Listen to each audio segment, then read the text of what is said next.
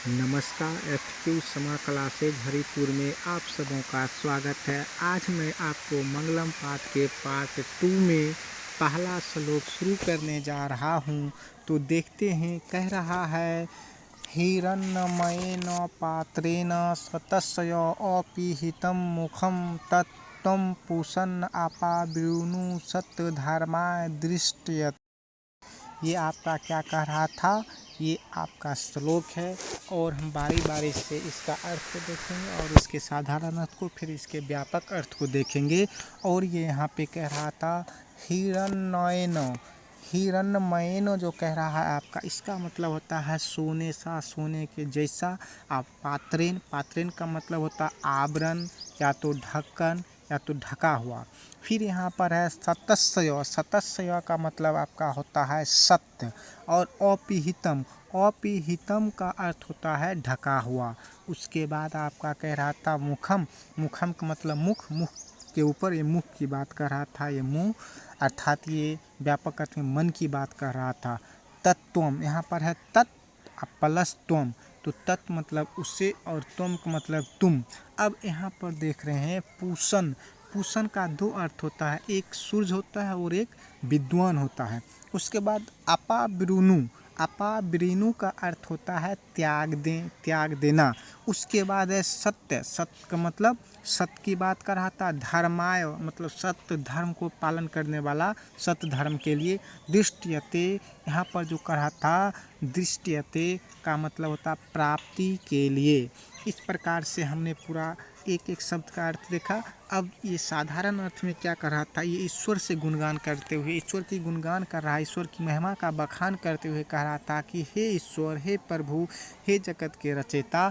सत्य का मुख जो है सो आजकल क्या हो गया है, सोने जैसे पात्र से क्या हो गया, ढक गया है, ढका हुआ है।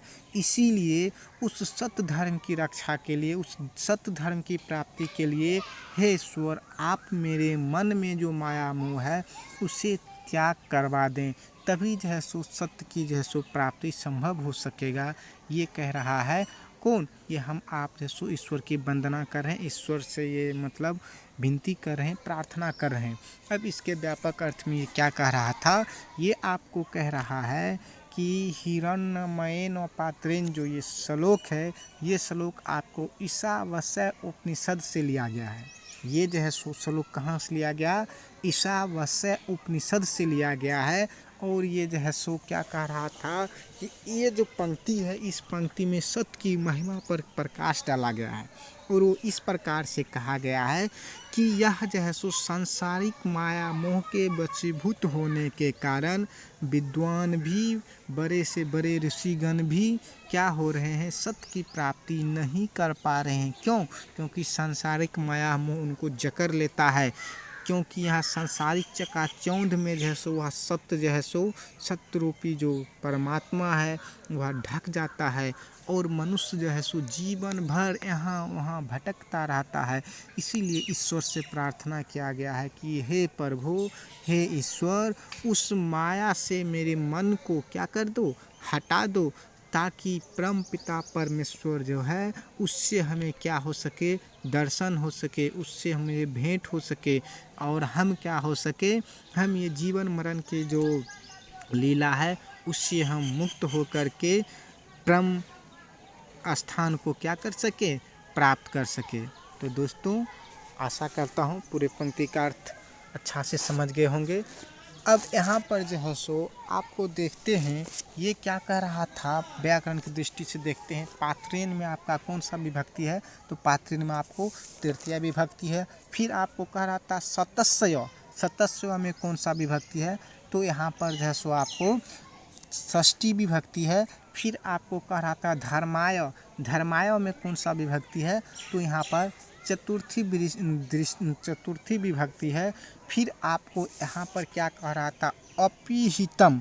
अब आपको कह रहा था अपीहितम का कहता है कि इसमें कौन सा प्रत्यय है, अपीहित। तो ये जब इसका प्रकृति प्रत्यय निर्दिष्ट करेंगे तो अपी जोरहित प्लसियत, तो यहाँ पर जो है सो, और जब इसका अलग अलग करेंगे, इसमें प्रत्यय की बात करेगा तो यहाँ तो संयुक्त जो होता है उसी वही प्रत्यय। तो यहाँ पर कहा था अपिहितम में कौन सा प्रत्यय है, तो अपिहितम में आप प्रत्यय था। अब यहाँ पर जो है सो आपको एग्जाम में कभी कभी पूछता है अपावृणु। अपावृणु का अर्थ क्या होता है, तो अपावृणु का अर्थ होता है त्याग दें। अपावृणु का अर्थ क्या होता है, त्याग दें। फिर आपको ऑब्जेक्टिव के रूप में पूछता है कि सत्य का मुख किससे ढका होता है, तो अभी आपने सुना सोने के पात्र से ढका होता है। फिर आपको जो है सो अगली पंक्ति की ओर चलते हैं। अगली पंक्ति में आपका श्लोक क्या कह रहा है, वो श्लोक आपको कह रहा था अनोर्नियान महतो मह्यान आत्माशय जंतो निहितो गुहायाम तम अकर्तुः पश्यति बीत शोको धातु प्रसादात महिमानाम आत्मनः। आपने सुना क्या कह रहा था, अनोर्नियानान।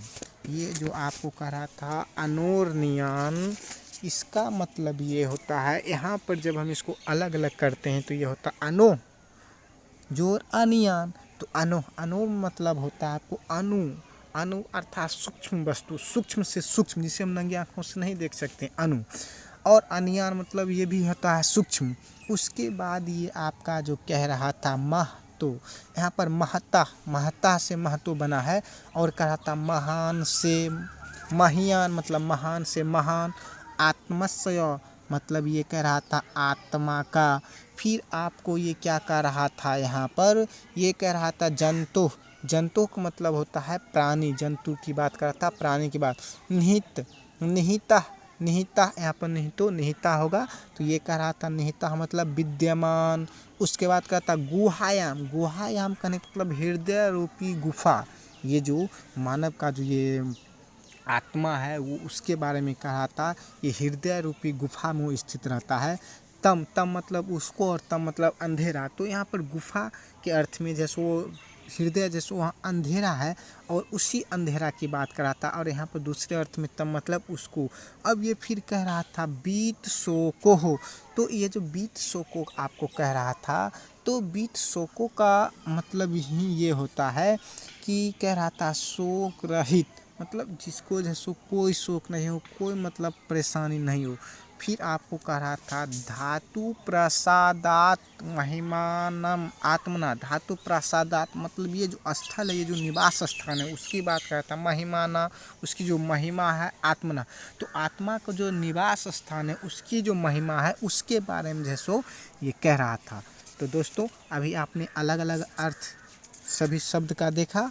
अब अर्थात ये कह क्या रहा था, ये कह रहा था कि जीव के हृदय रूपी गुफा में अनु से भी सूक्ष्म तथा महान से भी महान यह आत्मा क्या करता है, निवास करता है। और उस परम सत्य के दर्शन मात्र से जीव शोक रहित होकर के परमात्मा में विलीन हो जाता है। वह क्या होता है, उससे जो है सो सत्य और झूठ का भान नहीं रहता है। और जो है सो उसमें क्या होता है, उस सत्य की ही जो है सो जीतता है, और सत्य की उसे प्राप्ति हो जाता है। अर्थात जब हम इसका व्यापक अर्थ में जाते हैं तो ये क्या कह रहा था, ये जो आपका श्लोक था अनोर्नियान महतो मह्यान, ये आपका क्या कहते हैं कठोपनिषद से जो है सो संकलित किया गया है। कठोपनिषद जो उपनिषद है उससे लिया गया है। और इसमें इस बात पर प्रकाश डाला गया है कि आत्मा का स्वरूप क्या है, आत्मा कहाँ निवास करती है। तो विद्वानों का ऐसा मानना है, विद्वानों का ऐसा कथन है, हमारे ऋषिगणों का ऐसा मानना है कि आत्मा मनुष्य के जो है सो हृदय में सूक्ष्म से सूक्ष्म और महान से भी महान रूप में क्या करता है, निवास करता है। और जो है सो कह रहा था ये कि जीव शोक रहित होकर के, अर्थात शोक रहित कहने का मतलब क्या, ये जो सांसारिक माया मोह है उसका त्याग करके हृदय में जो स्थित आत्मा है अर्थात सत्य जो है उसकी प्राप्ति करता है। तब उसकी आत्मा क्या होता है, महान परमात्मा में जैसो मिल जाता है। और जीव सारे सांसारिक बंधनों से क्या होता है, मुक्त हो जाता है। इसीलिए जो है सो यहाँ पर जो है सो ईश्वर का जो है सो ईश्वर से गुणगान किया गया है और ईश्वर से प्रार्थना करते हैं कि हे प्रभु, हमें उस दिव्य प्रकाश से आलोकित कर दो, उस दिव्य प्रकाश से आलोकित कर दो कि हमें सांसारिक माया मोह ना रहे और हम अपने आप को उस महान परमात्मा से मिल सके और उसका भेंट हो सके, जिससे हमारा जीवन क्या हो जाए, हमारा जीवन जो है सो धन्य हो जाए। अब यहाँ पर जो है सो व्याकरण की दृष्टि से देखते हैं तो ये क्या कर रहा था, तो यहाँ पर जो है सो आपने देखा अनोह अनियान, ये कहता है अनोह अनियान। अब यहाँ पर जो है सो इसको जब हम अलग अलग करते हैं तो ये क्या होता है, अनोह अनियान होता है। उसके बाद अगला पंक्ति में ये कहता है जंतु, यहाँ पर जो आप देख रहे हैं जंतु निहितो, ये कहता है जंतु प्लस निहिता, ये जो है सो जब संधि विच्छेद करते हैं तो होता है जंतु प्लस निहिता। अर्थात यहाँ पर आप सूत्र पढ़े होइएगा ससजुसोरु, ये कहता है यदि विसर्ग के पहले अ या आ को छोड़कर कोई स्वर आ रहे तथा बाद में कोई स्वर या वर्ग के तृतीय, चतुर्थ या पंचम वर्ण हो तो विसर्ग का र हो जाता है। इसीलिए आप जो यहाँ पर देख रहे हैं ये रेफ जो है सो जंतो नी पर जो रेफ है तो ये इसी का र है, सस जो सोरु विसर्ग संधि का ये सूत्र है, इसी के कारण जो है सो आपको यहाँ पर हुआ है। अब आपको कहता है पुनः निहिता, निहिता में आपको कौन सा प्रत्यय है, तो निहिता में आपको अक्त्व प्रत्यय है। पुनः जब आप आगे बढ़ते हैं तो यहाँ पर जो है सो कहता है कि इसका संधि विच्छेद किसका, धातु प्रसादात महिमान नाम आत्मना, इसका अलग अलग करते हैं। तब जब इसका हम संधि विच्छेद करते हैं तो क्या होता है, धातु प्रसादात महिमानात्मन तब आत्मना। अर्थात यहाँ पर जो आप देखें धातु प्रसादात महिमानम, अर्थात ये जो है सो तो इस तो का जो है सो यहाँ पर क्या हो गया है, म हो गया है। आपको हम पीछे वीडियो में बताए थे यरो अनुनासिके अनुनासिको बा, ये क्या कहता है, यदि वर्ग के प्रथम वर्ण के बाद पंचम वर्ण आए तो प्रथम वर्ग के स्थान में उसी वर्ग का तृतीय या तो पंचम वर्ण आदेश हो जाता है, इसीलिए तो का न हो गया। और यहाँ पर आप देख रहे हैं नौमो जो संयुक्त है, इसी के कारण है धातु प्रसादांत महिनाम। अब अगला देखते हैं तो यहाँ पर है मो में ओ है और आत्मना में आ है, तो यहाँ पे आप दीर्घ संधि पढ़े होइएगा स्वर संधि में, तो वहाँ पे कहता मो में ओ और आत्मना में आ, तो ओ प्लस आ मिलकर के क्या बना, आ बना। और आ की मात्रा टीनुमा होता है, जो कि आपको यहाँ पर जो है सो मो आकर के रूप में दिख रहा है। तो यही था यहाँ पर नहीं धातु प्रसादात महिमानात्मन और आत्मना। तो ये जो था आपका जो है सो पूरे श्लोक का व्याख्या था। अब यहाँ पे आपको एग्जाम में पूछता है अनु से भी छोटा क्या होता है, अनु से भी छोटा क्या होता है, ऑब्जेक्टिव में आपको पूछेगा तो आत्मा होता है। महान से महान क्या होता है, तो आत्मा होता है।